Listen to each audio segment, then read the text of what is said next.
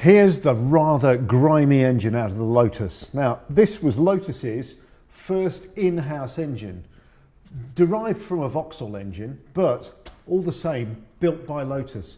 And it's an all aluminium engine, apart from the cylinder liners and of course various bolts and fixings and stuff like that. And so, as such, it's fairly lightweight.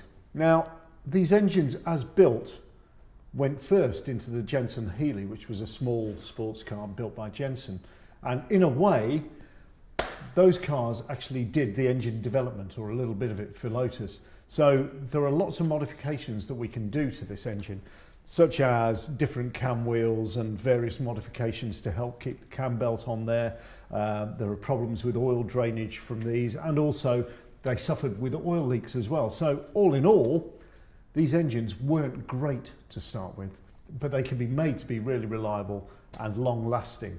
But the first thing with this is that I'm going to get my bar on here, and actually at the moment that feels pretty tight. Oh, wait a minute, hold on, I've got a little bit of movement there. This engine is quite tight. It doesn't feel like it wants to go any further than that. Now, I don't know why that would be. It might be that we've got a stuck valve or something like that. So one of the first things that I need to check out is working out why this engine appears to be partially seized. So I can move the crank just about, well, just a very few degrees, but it doesn't want to turn very much at all. Now, the reason the crank won't turn is likely to be because the water pump is seized up. So therefore, it's not allowing the crankshaft to move and then turn the belt around the water pump pulley, which means that if I get the belt off, here's the offending belt. Let's just give it a snip. Ooh, that sounds nasty. Then pull it off. Now, let us see if we have unseized our engine. Much better. There we go. That's all the problem was. Why worry? A non-seized engine, after all, and we've got our timing marks lined up so we can actually start to pull it apart. There we are. One cam cover off. Now, just looking at it, let me turn it over again. Let's see what sort of state these cams are in.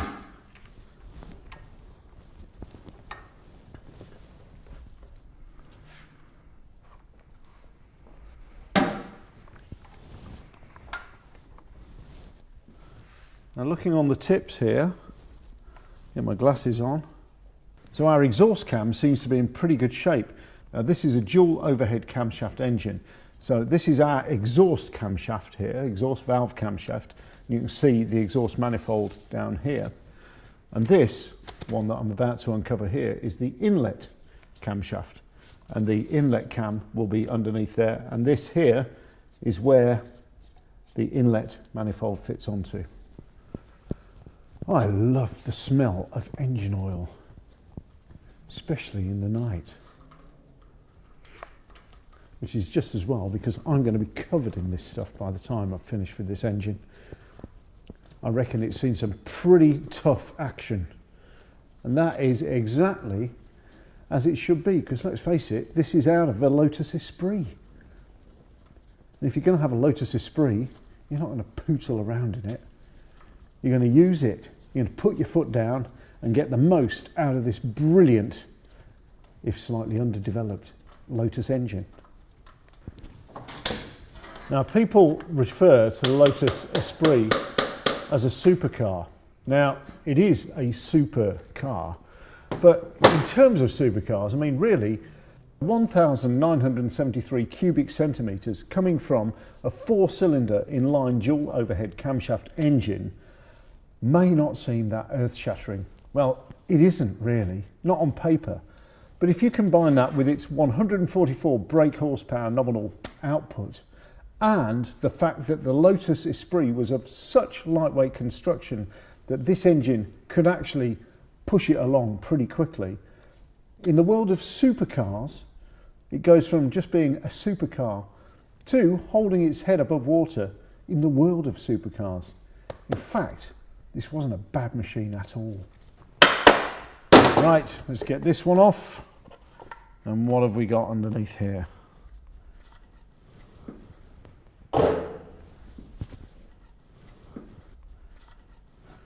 So the inlet cam looks to be in pretty good shape as well.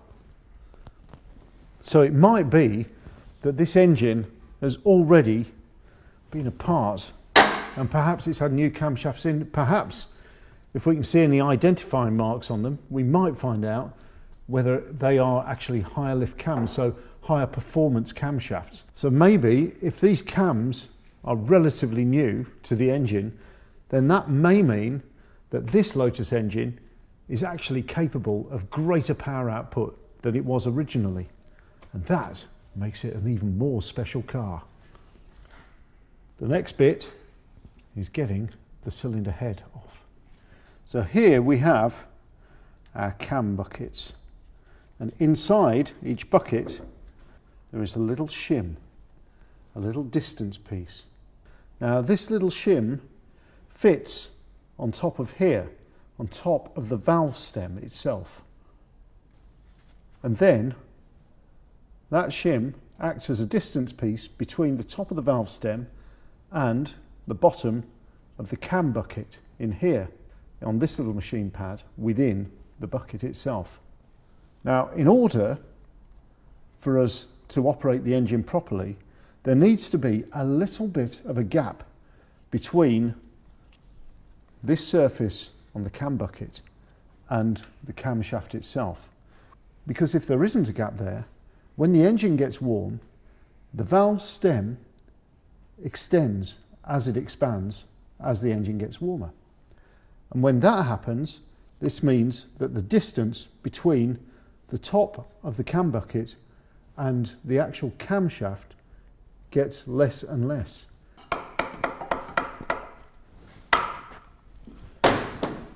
Let's get the inlet cam carrier off as well. Now that we've got these off, you can see that there are two lobes per cylinder. So there are two valves per cylinder. Two here, two here, two here, two there. That's for the inlet. The same again for the exhaust. So it's a 16 valve engine. And that means that if you've got two smaller valves rather than just one big valve, you can actually have more of a hole, if you see what I mean. So it's got two holes. So therefore, greater gas flow means you can get more air and more fuel into the cylinder. Therefore, you can get more power out.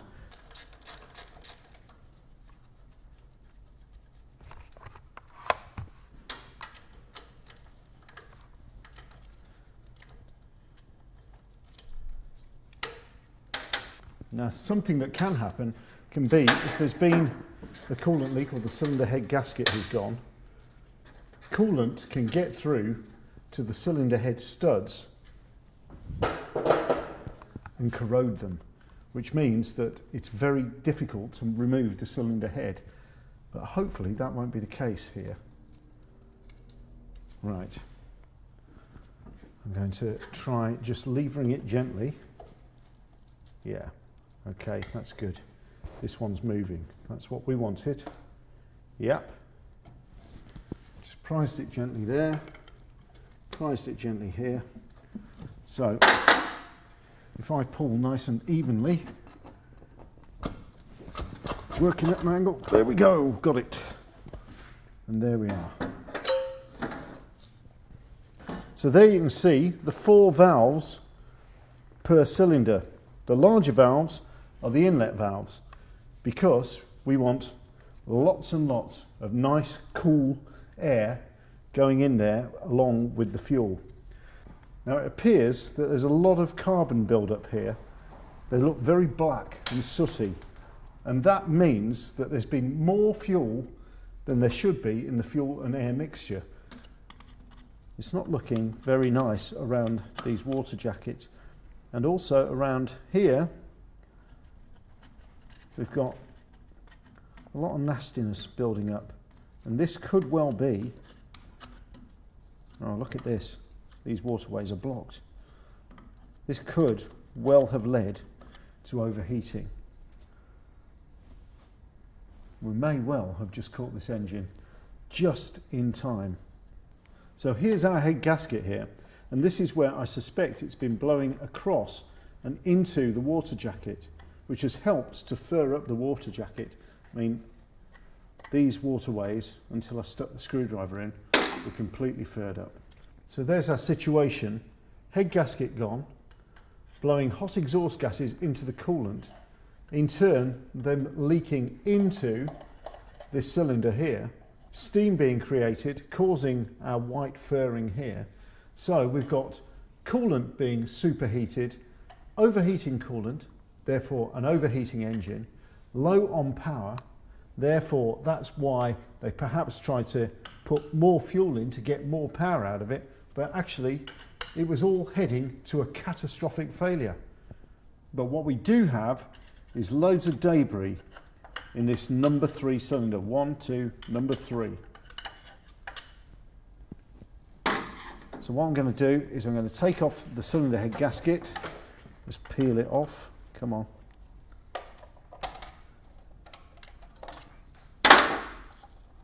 That's it, that's the gasket. Just a soft kind of shim or strip of material, both metal and a fibre compound, that covers 2 imperfect surfaces and allows them to squash together, squashing out all the imperfections and therefore sealing everything in. So here we have our open water jackets and our cylinder liners.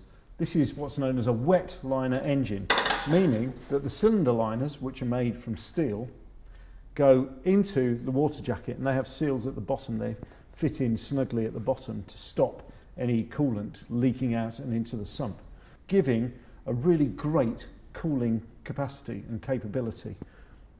Now looking at my suspect cylinder number 3, I can see quite a bit of scoring in there. There's also quite a lip at the top of the cylinder.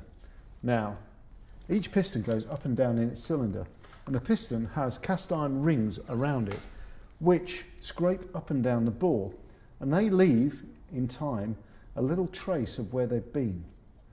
Now sometimes if debris gets down, you can see a linear score up and down the bore, but also at the top, because the piston ring, or the top piston ring, doesn't come to the top of the piston, it leaves a little lip. But this number 3 looks worse than all of the others, and it's showing signs of corrosion at the top of this cylinder.